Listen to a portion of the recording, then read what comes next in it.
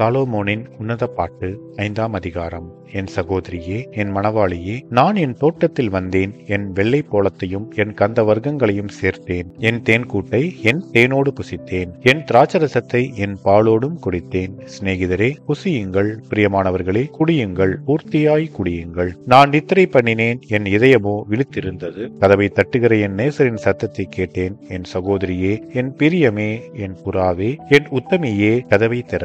என் தலை பனியினாலும் என் தலைமயிர் இரவில் பெய்யும் தூறலினாலும் நனைந்திருக்கிறது என்றார். என் வஸ்திரத்தை கழற்றி போட்டேன். நான் எப்படி அதை திரும்பவும் உடுப்பேன்? என் பாதங்களை கழுவினேன். நான் எப்படி அவைகளை திரும்பவும் அழுக்காக்குவேன் என்றேன். என் நேசர் தமது கையை கதவு துவாரத்தின் வழியாய் நீட்டினார். அப்பொழுது என் உள்ளம் அவர் நிமித்தம் பொங்கினது.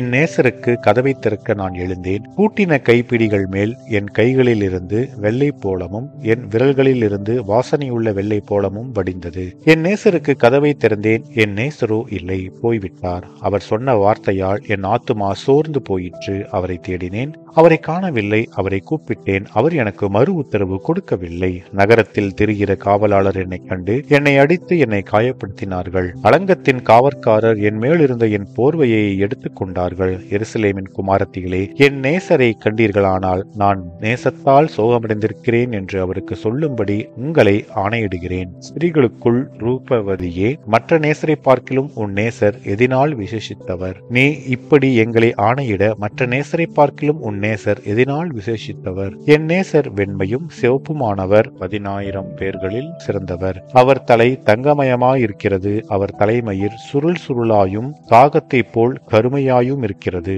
அவருடைய கண்கள் தண்ணீர் நிறைந்த நதிகளின் ஓரமாய் தங்கும் புறா கண்களுக்கு ஒப்பானவைகளும் பாலில் கழுவப்பட்டவைகளும் நேர்த்தியாய் பதிக்கப்பட்டவைகளுமாயிருக்கிறது. அவர் கன்னங்கள் கந்த வர்க்க பாத்திகளைப் போலவும் வாசனையுள்ள புஷ்பங்களைப் போலவும் இருக்கிறது. அவர் உதடுகள் லீலி புஷ்பங்களைப் போன்றது.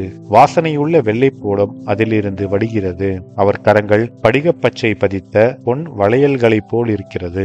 அவர் அங்கம் இந்திரநீல ரத்தினங்கள் இழைத்த பிரகாசமான யானை தந்தத்தை போல் இருக்கிறது. அவர் கால்கள் பசும்பொன் ஆதாரங்களின் மேல் நிற்கிற வெள்ளைக்கல் தூண்களைப் போல் இருக்கிறது. அவர் ரூபம் லீபனோனைப் போலவும் கேதுருக்களைப் போலவும் சிறப்பாயிருக்கிறது. அவர் வாய் மிகவும் மதுரமாயிருக்கிறது. அவர் முற்றிலும் அழகுள்ளவர். இவரே என் நேசர். எருசலேமின் குமாரத்திகளே, இவரே என் சிநேகிதர் என்பதே. ஆமென்.